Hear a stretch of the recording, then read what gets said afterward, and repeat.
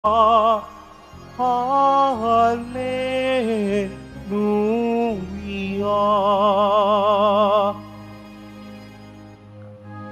Kayong mabigat ang pasan, ay kay Jesus maglapitan, upang kayo'y masiyahan. Hallelujah, hallelujah, hallelujah, hallelujah.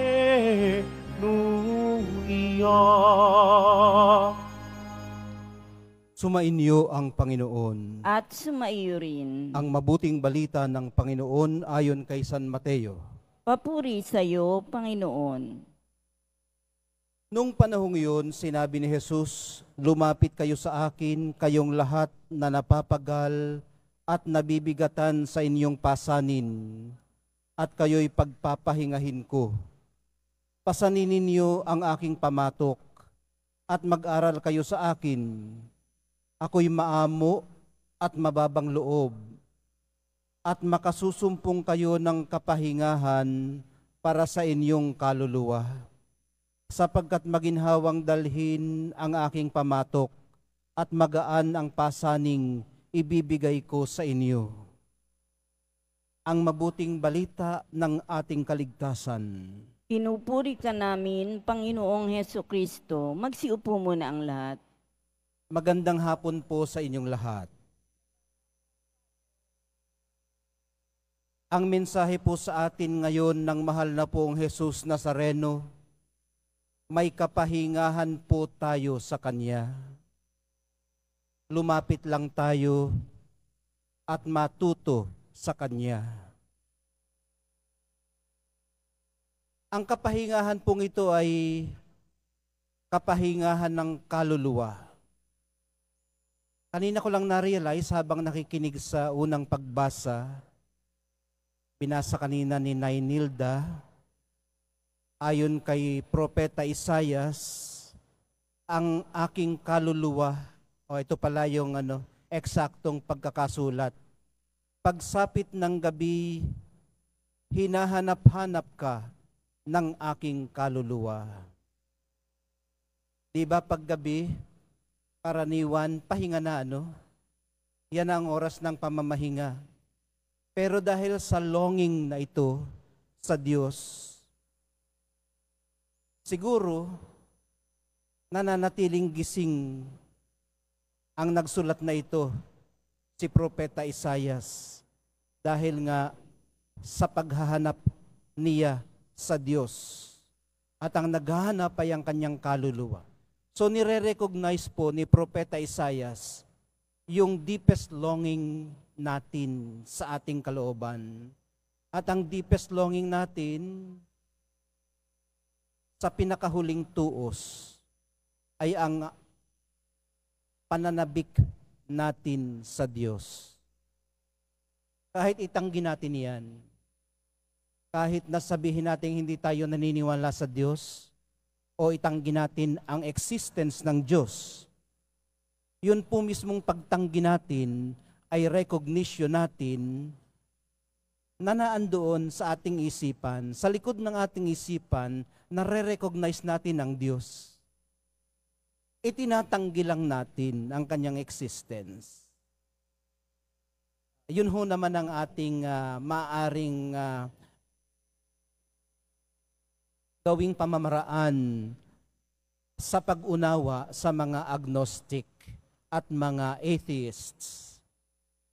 Okay, ang banggit natin kanina mga kapatid, ang ini-offer ng mahal na pong Jesus Nazareno ay hindi lang kapahingahan ng katawan pag napagod ka o pagka nanlupaypay ka na sa pang-araw-araw na pakikibaka sa buhay, kundi malaliman na kapahingahan ng ating kaluluwa. Ito po yung kapahingahan sa pagtakbo natin para habulin ang oras. Mapapagod ka rin talaga, physically.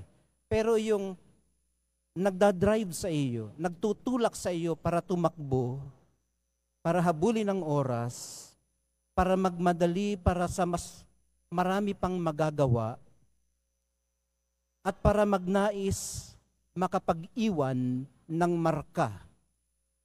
Ito ho yung kanyang ina-address dito na mapapahinga tayo sa Kanya. Sa ibang tawag, pwede natin itong sabihin na makakatahan tayo sa Kanya. Yun ano. Mula sa paglalakbay sa buhay, umuuwi tayo sa Kanya. Tumatahan. Katulad ng inyong ginagawa ngayon, you are paying homage sa Kanya. Tumatahan. So ayun ano, kapahingahan sa pagnanais nating makapag-iwan ng marka, lalo na yung mga nasa second stage na ng kanilang buhay, yung mga lumampas na sa midlife. Kung minsan, binabalikan natin yung unang stage natin, ano ba yung mga naipundar natin? Ano ba yung mga iiwan natin sa second generation o sa mga susunod pang mga henerasyon sa atin? Yung mga magulang na naghahangad ng lahat ng mabuti para sa kanilang mga anak, sinisikap nilang mapag-aral, sinisikap nilang, sabi nga nila, huwag danasin yung dinanas nila. Nahirap. Alam ito ng kahit sinong magulang. Tanging ang hinahangad ay ikabubuti ng kanilang mga anak.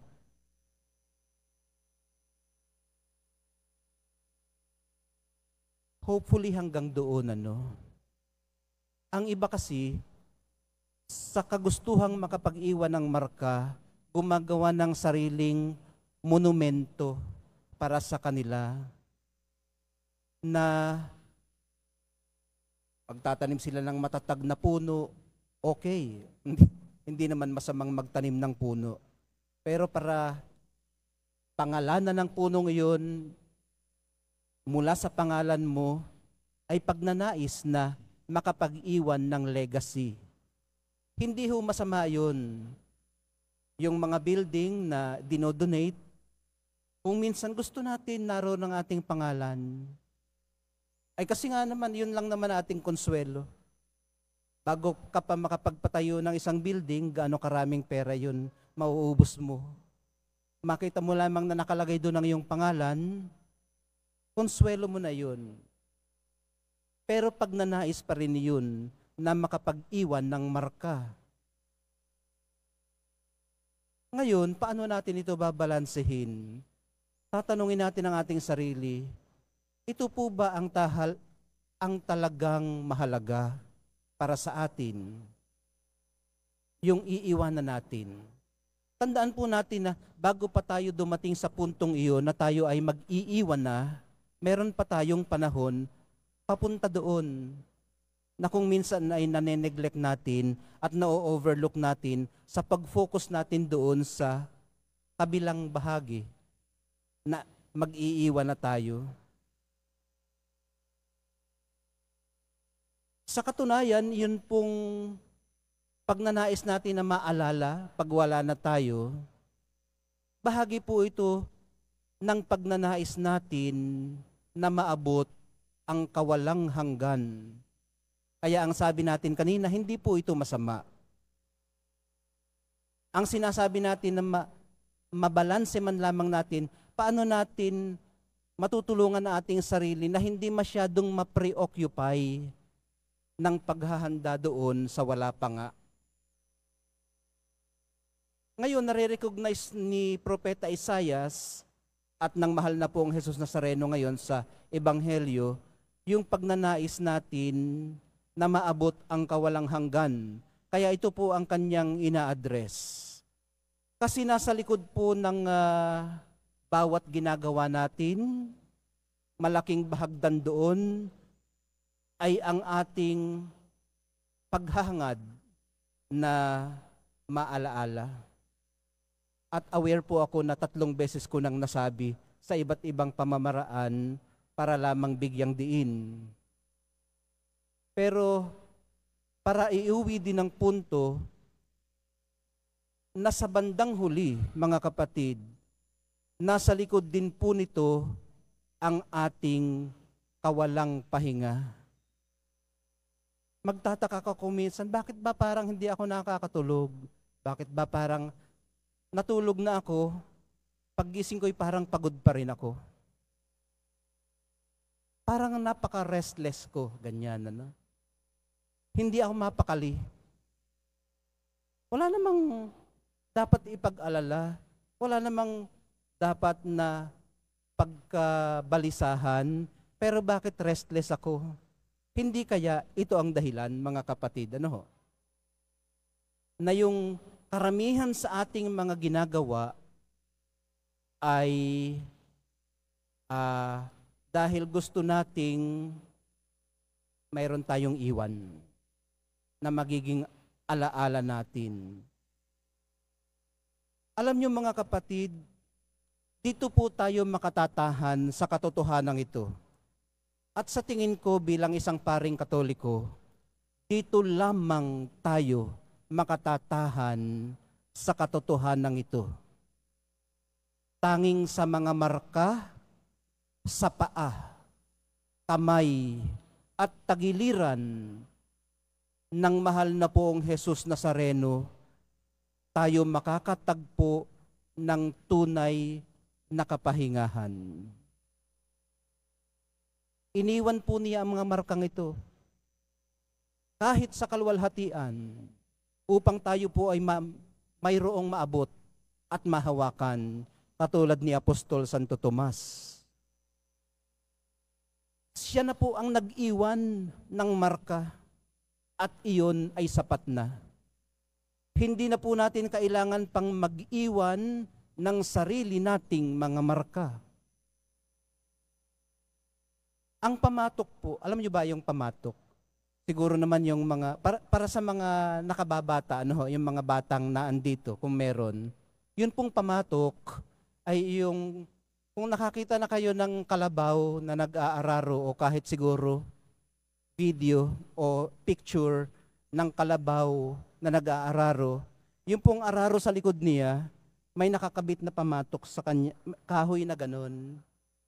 No, yung ganon. Nakalagay yan dito sa kanya, panghila ng araro. Ganon din sa baka. Doon sa Intramuro, siguro, may mga kabayo, parang ganon din. Meron din sigurong ganon, kaya lang meron silang harness dito.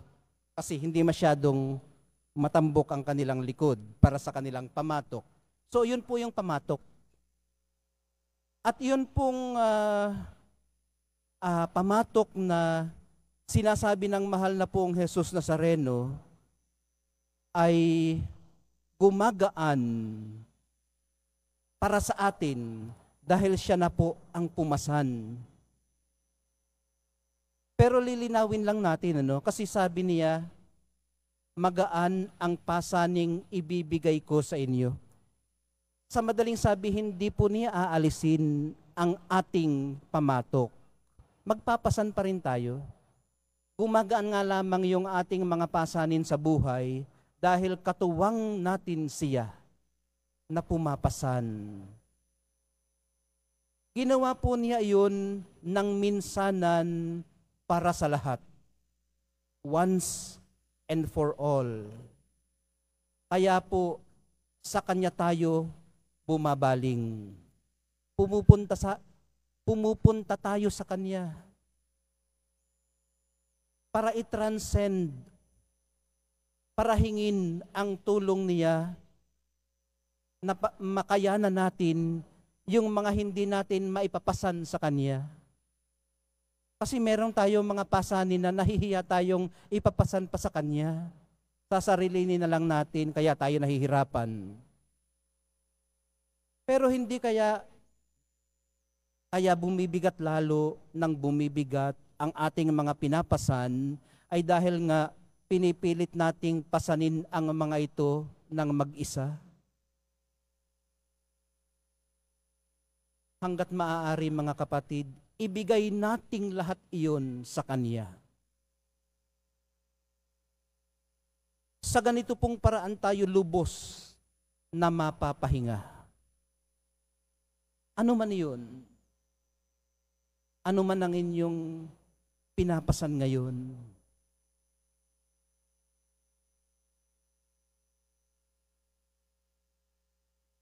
Mahal na pong Jesus Nazareno,